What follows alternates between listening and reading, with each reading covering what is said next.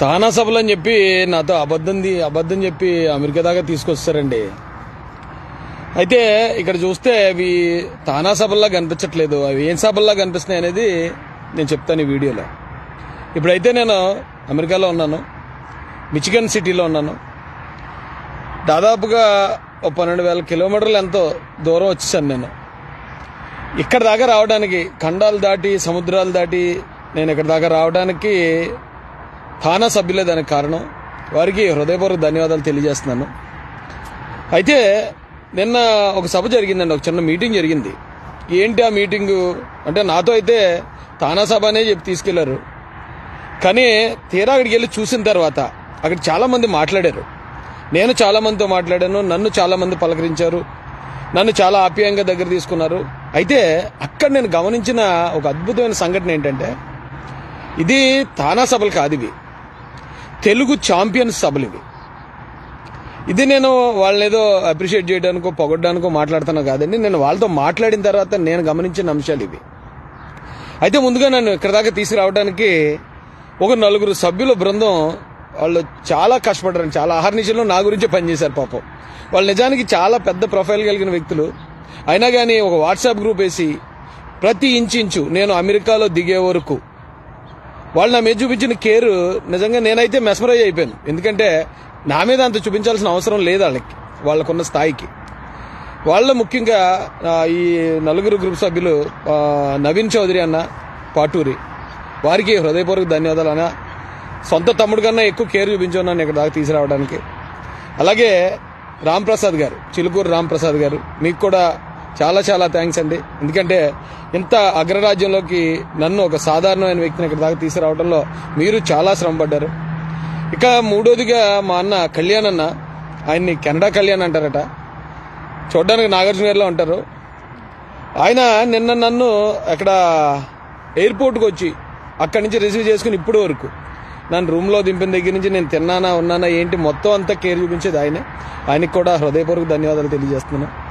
గణపతినేని నవీన్ గారికి.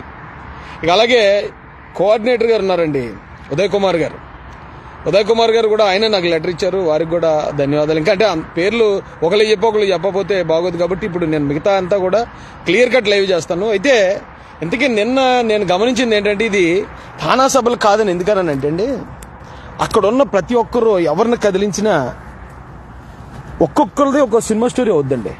అంటే వాళ్ళు ఎక్కడ పుట్టారు, ఎక్కడి నుంచి ఇప్పుడు ఎక్కడ ఉన్నారు, వాళ్ళు ఎలాంటి స్థాయికి ఎదిగారు, ఎలాంటి ఆటుపోట్లు పడి ఇక్కడ దాకా వచ్చారు అనేది ఒక్కొక్కరు ఒక్కొక్క హీరో, ఒక్కొక్క సినిమా అవుతుంది. కొన్ని 100 మంది ఉన్నారు ఈ తానా అనే ఆర్గనైజేషన్లో. వీళ్ళు పైగా ఎవరిని కదిలించినా ఎన్టీఆర్ గారి హయాం నుంచి తెలుగుదేశం పార్టీలో జరిగిన మార్పులు, తెలుగుదేశం పార్టీ తీసుకున్న సంఘ సంస్కరణలు, పార్టీ గురించి అసలు ఒక డిక్షనరీలో ఉన్నారు ఇక్కడ ఎవరిని చూసినా. నిజానికి వీళ్ళు ఎవరు కూడా మళ్ళీ పార్టీలు ఏదైనా పదవులు పొందుతారంటే వీళ్ళు పార్టీలో ఏ పదవులు పొందరు, బికాస్ ఆఫ్ దర్ క్యాస్ట్. ఆ క్యాస్ట్ మీద కూడా, అంటే ఏ క్యాస్ట్ ఏంటనేది ఇక్కడ అమెరికాలో ఉన్నాను మాట్లాడకూడదు, ఇక్కడ రూల్స్ ఎలా ఉంటాయి తెలియదు నాకు. నేను ఇండియాకి వచ్చిన తర్వాత చెప్తానండి వీళ్ళలో నేను గమనించిన అద్భుతమైన క్వాలిటీస్ ఏంటనేది. వీళ్ళు ఇక్కడ చాలా హ్యాపీగా సెటిల్ అయిపోయి ఉన్నారు. వీళ్ళకి అసలు ఆంధ్రప్రదేశ్ ఎలా పోయినా వీళ్ళకి అనవసరం. నేను చెప్పాలంటే అక్కడ జగన్మోహన్ రెడ్డి పరిపాలించినా, కిమ్ వచ్చి పరిపాలించినా వీళ్ళు అసలు పట్టించుకోకర్లే.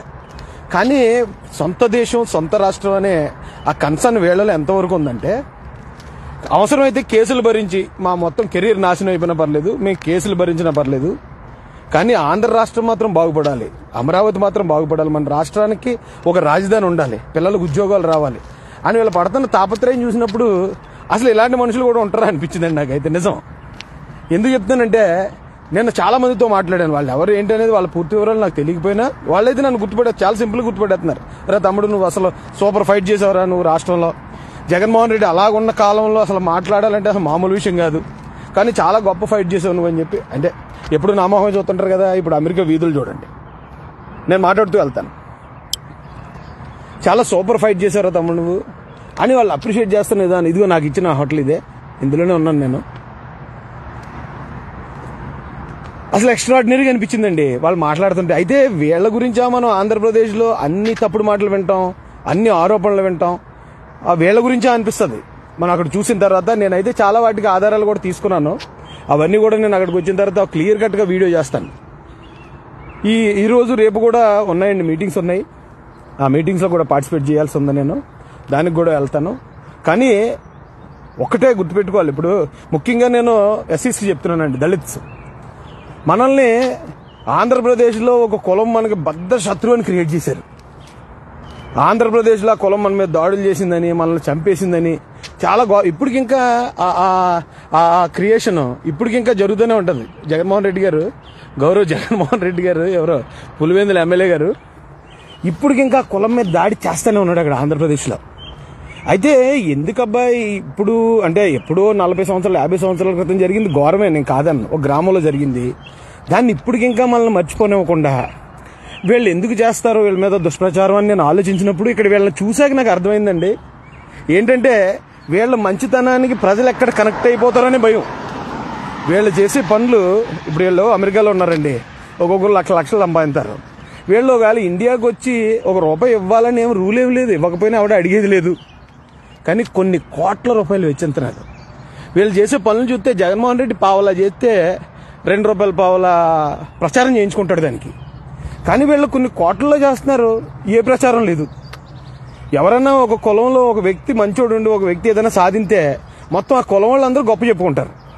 కానీ వీళ్ళు 99% మంది అందరూ మంచోళ్ళే, 99% మంది చాలా సేవా కార్యక్రమాలు ప్రజల గురించి ఆలోచించే వ్యక్తులు. కానీ ఎవరో ఒకరు చేసిన తప్పుని ఈ కులం మొత్తం మీద ఆపదింతున్నారు. ఆ కులం ఏంటనేది ఈ పాటికి మీకు ఐడియా వచ్చేసి ఉంటుంది. వీళ్ళ దళితుల కోసం తీసుకొచ్చిన సంస్కరణలు కూడా నేను అన్ని ఆధారాలతో పరిశీలించాను. నేను అక్కడికి వచ్చిన తర్వాత క్లియర్ కట్గా మీతో మాట్లాడతాను. ఇప్పటిదాకా ఇదే వీధిలో వాకింగ్ చేశాను అటు ఇటు. అయితే ఆ రోడ్డు మాత్రం క్రాస్ చేయలేదండి నేను. ఎందుకంటే రూల్స్ అన్నీ చాలా ఎక్కువ రూల్స్ కదా. రోడ్డు క్రాస్ చేస్తే సిగ్నల్ లేకుండా రోడ్డు నడుచుకుంటూ కూడా క్రాస్ చేయకూడదు అంటారేమో అని ఆ రోడ్డు కూడా క్రాస్ చేయలేదు నేను. ఇక లెఫ్ట్లో ఇది వాకింగ్ ట్రాక్ అనుకుంటా, ఈ ట్రాక్ వేశారు. పీస్ఫుల్ కంట్రీ అండి ఇది. అమెరికా అంటే మనం ఏదో అనుకుంటాం కానీ ఇది సిటీ కదా, పొల్యూషన్ ఎక్కువ ఉంటుంది అది ఇది అనుకుంటాం కానీ బాబు గ్రీనరీ అసలు అద్భుతం.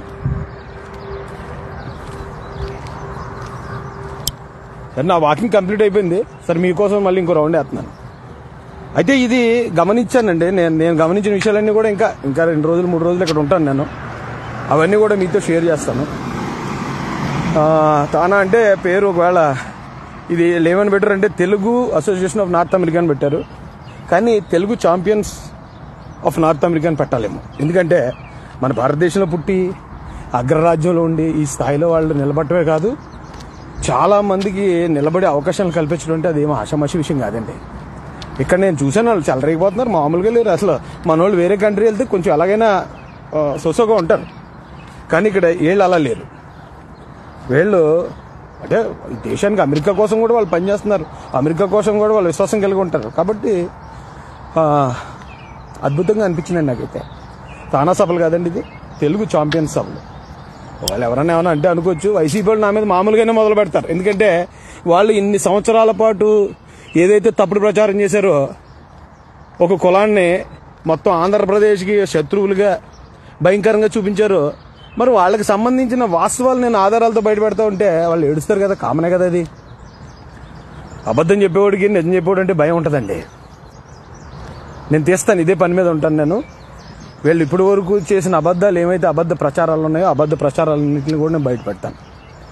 ఓకేనండి. ఇంకేమైనా ఉంటే మళ్ళీ ఇంకొక వీడియోతో మీ ముందుకు వస్తాను. నేను కామెంట్స్ ఏమైనా చేస్తున్నారా? మీ వల్ల ఏం జరుగుతుందో చెప్పిన ముందు మధ్యలోకి అందుకున్నట్టున్నాను నేను. పూర్తి లైవ్ చూడకుండా ఆవేశపడడం అంటే ఇదేరా. ఎవరు ఆవేశపడుతున్నారు? యేసురాజు. ఓకేనండి, థ్యాంక్ యూ వెరీ మచ్. ఇంతసేపు లైవ్లో ఉన్న మీ అందరికి కూడా హృదయపూర్వక ధన్యవాదాలు తెలియజేసుకుంటూ, రోడ్స్ కానీ ఏంటది ఆ ట్రాఫిక్ సిగ్నల్స్ కానీ, ఇక్కడ పోలీసులు లేరు, ట్రాఫిక్ సిగ్నలే పోలీసు. ఇంకా పూర్తి వివరాలు మీకు తర్వాత లైవ్లో నేను మీకు తెలియజేస్తాను.